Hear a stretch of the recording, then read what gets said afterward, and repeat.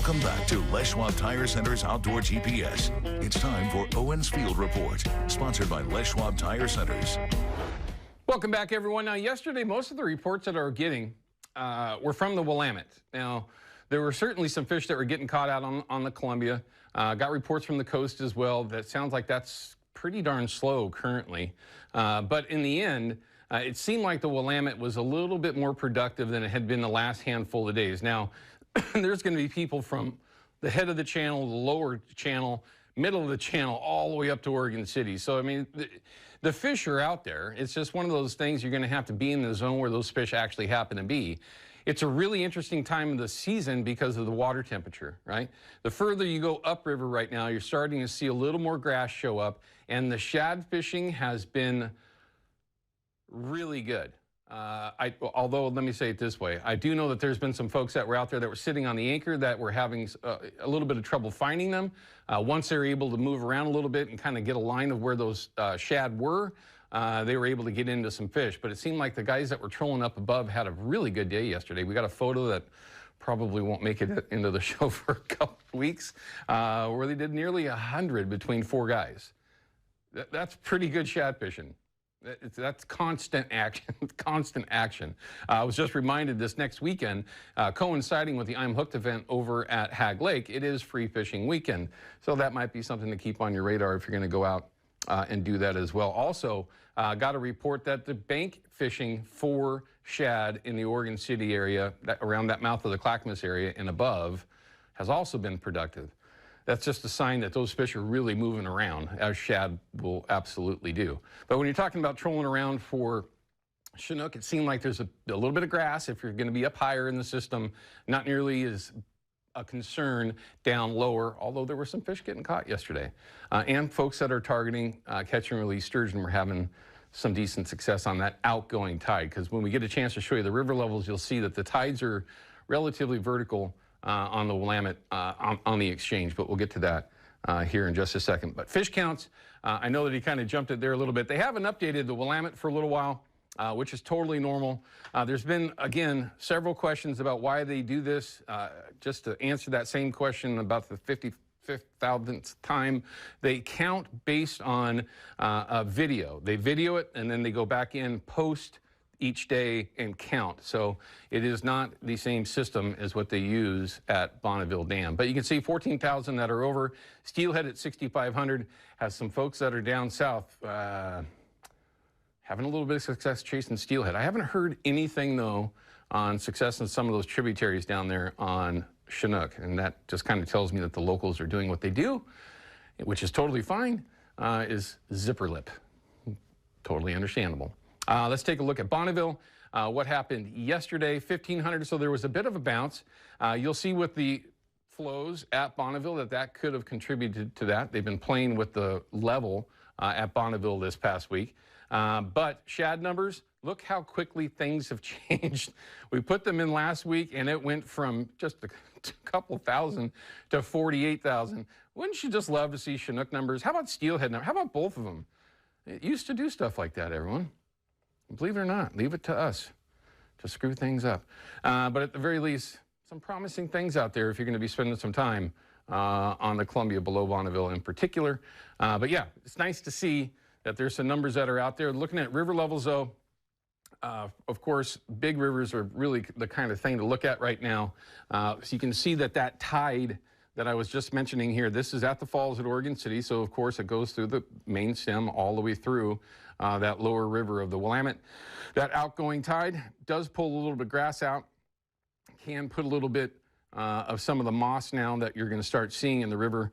But also, if you're going to be anchor fishing for shad in the Oregon City area, or for that matter, if you're still targeting Chinook up there, that outgoing tide is going to be a thing. You're going to notice more current, which is a key factor if you're going to be targeting shad. You have to have some sort of current. If it's not natural based on the tide, it's get on the motor and start trolling around. It's very, very important that you have decent current when you're targeting those shad out there. And it doesn't matter where it happens to be. If you're on the Columbia, typically The better shad fishing is closer to Bonneville Dam up near the Shad Rack in areas that I will highly recommend that you absolutely know what you're doing.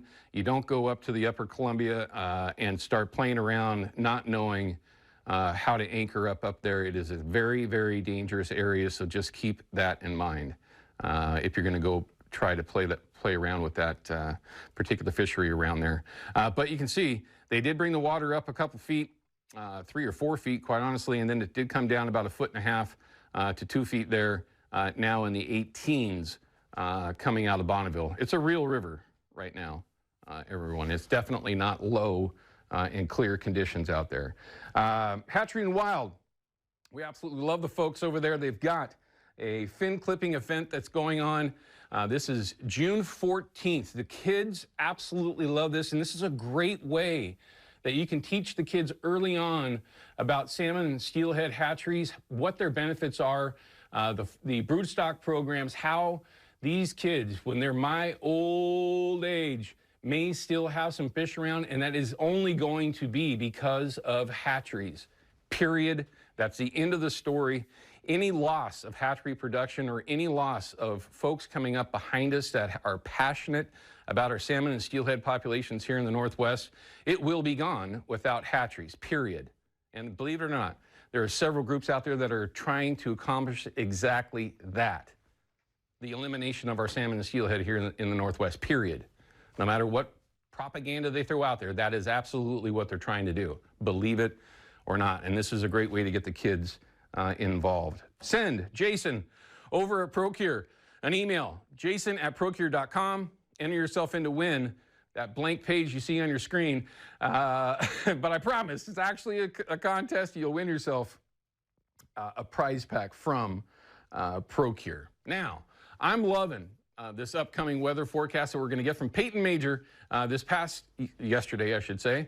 Looked great. Now, did anything change, Peyton, when you're talking about that forecast? Really, no. Not much has changed. We love that. It's going to be pretty nice. I know a lot of us were a little worried this morning that maybe the marine layer would last forever. We wouldn't get to see the sunshine today, but things are starting to clear. This is a live look at our Salem camera, so it's already getting a touch warmer. It's a slow, gradual change. We'll get there. 76 is our forecast high. We'll see if we get there, maybe low 70s for a lot of us. More sunshine by this afternoon, and also a little bit of a breeze. We have a kind of a north wind that's coming through. It could also come from the west a little bit in the valleys, but the coast will see anywhere from maybe 25, 30, 35 mile per hour gusts, and then maybe 25 miles per hour in the central valleys and also in the metro. It does look like the gorge will be a little calmer today, which is good. I know that was a very breezy location. Here's our big weather news. Aurora was spotted last night in Somerville. Greg sent this to us, and we have another opportunity tonight. These chances are decreasing slightly. It's so hard to forecast what's happening in space, a lot harder than on Earth. So just keep that in mind that you might be able to see it from a really dark location over tonight. Here's our jet stream, that big area of high pressure. This is why it hasn't changed, because watch what happens. This is over the course of 4 days. Did that thing move? No. And so that's exactly why we aren't really expecting any major changes until maybe next weekend. That high pressure, we're right on the edge of it, which means it's going to steer us clear of any kind of rain. I don't see any rain in this 7-day forecast, but also it's going to keep us a touch warmer than average. We should be in the low 70s, and you can see we are kind of flirting with the mid 70s to low 80s for most of the week. So yeah, great weather to get outside. It's just we sure do need the rain going into this dry and warm season. It seems to be a theme. We love the beautiful weather, but we absolutely need a bunch of rain, everyone. There's no question. There's still a bunch of snow up on the mountains and up north, so that's good. Yeah. But we need to get a bunch of that rain. Peyton, as always, thank you very much. Enjoy that beautiful week. Thanks. Okay, everyone, we're going to cut to a break. When we come back, I've got Will Warren from I'm Hooked here in the studio. We're going to talk about Saturday's event, the great outdoor experience from chasing fish around in a tournament, in a derby, or just hanging out along the banks of one of the most beautiful areas here in the state of Oregon at Hag Lake, with a number of different locations of different outdoor experiences for the family and friends, and something that if you haven't done before, you're certainly not going to want to miss. We'll be back at that in just a minute. Outdoor GPS is brought to you by P-Line, because we fish, by Hawken Fishing, perfection in fishing gear, and by Haxton's Canvas and Upholstery, the trusted name of the Pacific Northwest.